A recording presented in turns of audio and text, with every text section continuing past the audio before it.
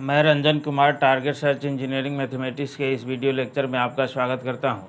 आज के इस वीडियो लेक्चर में हम लोग पढ़ेंगे एंगल बिटवीन टू लाइंस, यानी दो रेखाओं के बीच का कोण। तो देखिए यहाँ पर जो है हम लोग एकदम बेसिक से और थ्योरी को निकालते हुए जो है पढ़ेंगे कि हाँ एंगल बिटवीन टू लाइंस कैसे आता है। ठीक, तो यहाँ से देखिए कि एंगल बिटवीन टू लाइंस यानी दो रेखाओं के बीच का कोण। तो देखिए इसको जो है जानने के लिए हम लोग यहाँ पर जो है कार्टेशियन प्लेन हमने खींचा, ये एक्स वाई डैश, और जो है दो लाइन ले लेते हैं। इसके पिछले लेक्चर में हमने स्लोप इस पर जो है चर्चा किया है, तो उसी के अनुसार जो हम लोग एंगल बिटवीन टू लाइंस पर भी काम करेंगे। तो ये एक लाइन हो गया और ये एक दूसरा लाइन हो गया, ठीक है ना। ठीक, तो ये आपका जो है मान लीजिए कि ये L1 है और ये L2 है, ये दूसरा लाइन है। ठीक, यहाँ पर जो है आपको जो है θ1 बना रहा है एक्स एक्सिस के साथ पॉजिटिव डायरेक्शन में, ये θ2 बना रहा है एक्स एक्सिस के साथ पॉजिटिव डायरेक्शन में एंटी क्लॉकवाइज सेंस में। और हमने स्लोप में क्या सीखा है, तो स्लोप में हमने ये सीखा है कि स्लोप किसे कहते हैं, तो जो है जो लाइन यानी कोई लाइन जो है एक्स एक्सिस के साथ पॉजिटिव डायरेक्शन में और एंटी क्लॉकवाइज सेंस में जो एंगल बनाता है उसी एंगल के टैन को हम लोग स्लोप कहते हैं। न कि डायरेक्ट जो है हम लोग टैन थीटा को स्लोप कहते हैं, ये जो है गलत है। डायरेक्ट टैन थीटा को स्लोप कहना गलत है, ठीक है। तो इसलिए जो है ये ध्यान में रखा जाए। तो हमें इसके बीच का एंगल निकालना है, तो हमें इसको निकालना पड़ेगा। ये मान लीजिए कि थीटा है, तो हम लोग जो है छोटा क्लास में क्या पढ़े हुए हैं कि exterior angle is sum of interior opposite angle, ठीक है। तो एक्सटीरियर एंगल यानी बाह्य कोण जो है अंतः अभिमुख कोण के योग के बराबर होता है। तो उस मेथड से जो है देखिए यहाँ पर जो है एंगल बिटवीन टू लाइन में फ्रॉम फिगर हम लोग काम करें यानी चित्र से, तो आप लिखिएगा θ2 इक्वल टू क्या, θ प्लस θ1, ठीक है ना।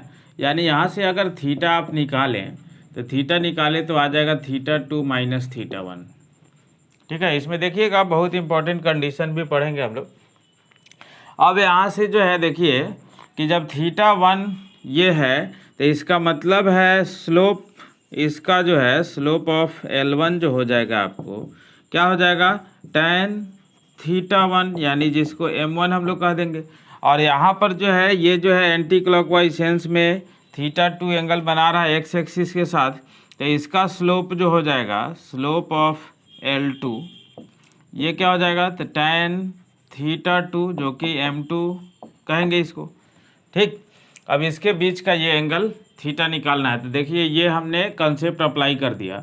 अब इसमें टेकिंग कर लें, taking tan both side, taking tan both sides, दोनों तरफ जो है tan लेने पर, तो tan थीटा इक्वल टू हो जाएगा tan θ2 माइनस θ1।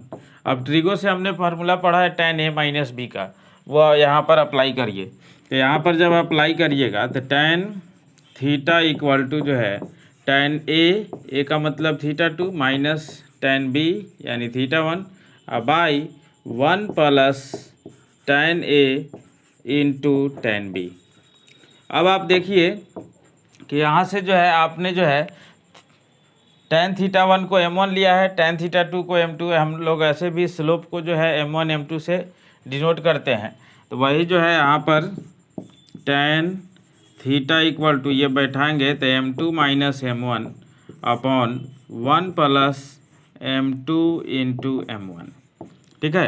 यानी यहाँ से जब थीटा आप निकालिएगा तो थीटा हो जाएगा tan इनवर्स मॉडुलस यहाँ पर M2 minus M1 by 1 plus सजा के लिख दीजिए तो M1 M2, और चाहे इसको ऐसा भी लिख सकते हैं मॉडुलस के अंदर है tan inverse M1 minus M2 by 1 plus M1 into M2।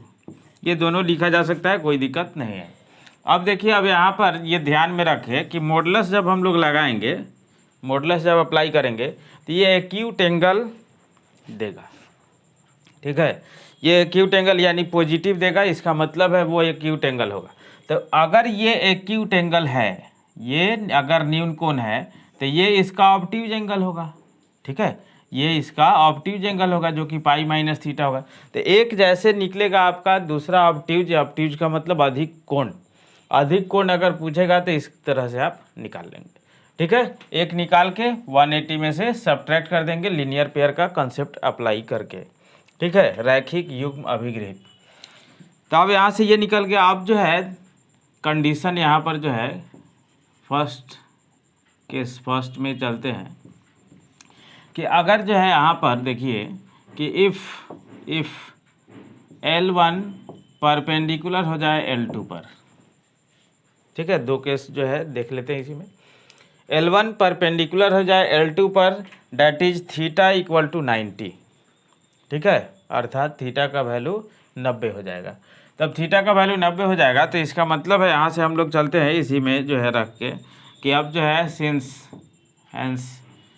Hence यहाँ पर थीटा इक्वल टू जो है 90, डैट इज जो है tan 90 इक्वल टू जो है जो फार्मूला आया है m1 माइनस m2 कहिए, चाहे m2 माइनस m1 कहिए, by 1 plus m1 into m2, ठीक है। tan 90 का वैल्यू इनफाइनाइट होता है, ठीक है ना, यानी m1 minus m2 by undefined, जिसको कहते हैं m1 m2, ठीक है। अब ऐसा इक्वेशन को हम लोग कैसे सोल्व करते हैं? जीरो वाला को तो डायरेक्ट जीरो से मल्टीप्लाई कर देते हैं, लेकिन इनफाइनाइट वाला को हमेशा जो है हम लोग को पता है कि डेनोमिनेटर में ले जाते हैं। तो डेनोमिनेटर में ले जाते हैं तो इसका मतलब है इसका डेनोमिनेटर इधर ऊपर चला जाएगा। तो 1 plus m1 m2 equal to जो है आएगा m1 minus m2 by infinity, ठीक है ना। यानी क्या हो गया, 1 plus m1 into m2 equal to जो है 0, क्योंकि इन्फिनिटी से किसी भी नंबर में डिवाइड करेंगे तो वो 0 आएगा। अब जो है यहाँ से 0 आ जाएगा। तो 0 आने के बाद यहाँ से क्या कंडीशन है, तो m1 into m2 equal to -1, यानी यहाँ से देखिएगा कि जब जो है दो लाइन दो रेखा एक दूसरे पर अगर 90 बनाता है तो दोनों के स्लोप का प्रोडक्ट यानी दोनों के ढाल का गुणनफल -1 होता है, ठीक है। Product of m1 m2 that is जो है यहाँ पर लिख सकते हैं कि m1 into m2 equal to -1। कब? जब दोनों लाइन एक दूसरे पर 90 बनाए तब। दूसरा केस यहाँ पर जो है देखिए क्या कि if L1 parallel to L2, L1 parallel to L2 that is theta equal to 0 और 180, यानी पैरेलल के केस में दोनों एंगल हो सकता है। भले जो है वेक्टर में आप जो है पढ़िए तो डायरेक्शन अपोजिट होता है तो 180 हो जाता है, डायरेक्शन सेम होता है तो 0, लेकिन यहाँ पर केवल पैरेलल कहा गया है। तो पैरेलल कहा गया है तो इसका मतलब है थीटा इक्वल टू 0 चाहे 180 होगा। तब तो यहाँ से जब लीजिएगा tan 0 लीजिए चाहे जो है tan 180 लीजिए equal to m1 minus m2 by 1 plus m1 into m2, ठीक है। तो tan 0 tan 180 यानी हॉरिजॉन्टल पर tan का वैल्यू 0 होता है, तो इसका मतलब है 0 इक्वल टू जो है m1 minus m2 by 1 plus m1 into m2, ठीक है।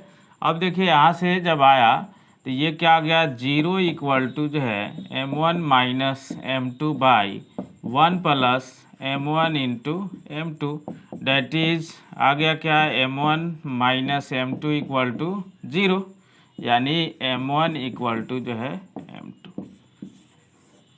यानी दो लाइन जब एक दूसरे पर 90 बनाए तो उसके स्लोप का प्रोडक्ट -1, और दो लाइन एक दूसरे के जब पैरेलल हो तो उसका स्लोप इक्वल। ये जो है ध्यान में रखना है। जबकि angle between two lines tan inverse m1 minus m2 by 1 plus m1 into m2, ठीक है। तो अब देखिए इस थ्योरी पर जो है कि एग्जाम्पल यहाँ पर है कि find the obtuse angle between the straight lines 9x + 3y - 4 = 0 and 2x + 4y + 5 = 0। इसके बीच का हमें जो है ऑब्ट्यूज एंगल निकालना है, ठीक है, यानी अधिक कोण निकालना है। तो देखिए सबसे पहले जो है सॉल्यूशन में कि आपको जो है यहाँ पर देखिए ये इक्वेशन 1 हो गया, ये दूसरा इक्वेशन हो गया, ठीक है। अब जो है लाइन से स्लोप निकालने का क्या कंडीशन है, तो लाइन से स्लोप यानी m1 जब निकालिएगा आपका तो माइनस में x का कोफिशिएंट बाई y का कोफिशिएंट, यानी ये जो है माइनस में 3 हो गया। एंड m2 जब निकालिएगा तो माइनस में x का कोफिशिएंट बाई में y का कोफिशिएंट, यानी जो है ये माइनस में 1/2 हो गया, ठीक है। तो आप देख लीजिए कि सिंस tan थीटा जब निकालिएगा तो tan थीटा का जो फार्मूला आपका m1 - m2 by 1 + m1 × m2, और मॉडुलस अप्लाई कर देते हैं। क्यों? क्योंकि ऑब्ट्यूज एंगल हमें निकालना है, तो मॉडुलस अप्लाई करेंगे तो इससे पहले हमें एक्यूट एंगल मिलेगा, ठीक है, और एक्यूट एंगल मिलेगा तब जाके जो है हम लोग ऑब्ट्यूज निकाल लेंगे। तो यहाँ पर जो है tan थीटा = m1 का मतलब -3 और +1/2 हो जाएगा। अब बाई यहाँ पर 1 + m1 m2 यानी जो है -3 × -1/2, ठीक है। अब देखिए एलसीएम से एलसीएम चला जाएगा, तब एलसीएम से एलसीएम जब चला जाएगा तो यहाँ पर जो है -6 + 1/2 + 3, एलसीएम से एलसीएम चला गया। अब 5 -5/5 यानी -1, बट मॉडुलस में है तो +1। तो इसका मतलब है इससे जो आया आपको कितना आया, तो tan थीटा = 1 यानी थीटा जो है 45, एक एंगल जो आ गया। अब एक जब आ गया तो देखिए यहाँ पर जो है जैसे मान लीजिए कि ये एंगल अगर 45 है तो दूसरा एंगल जो है आपको जो है 135 हो जाएगा, यानी ये जो है रहा ऑब्ट्यूज एंगल। ऑब्ट्यूज एंगल आपका ये रहा, ठीक है, इस तरह से, ठीक।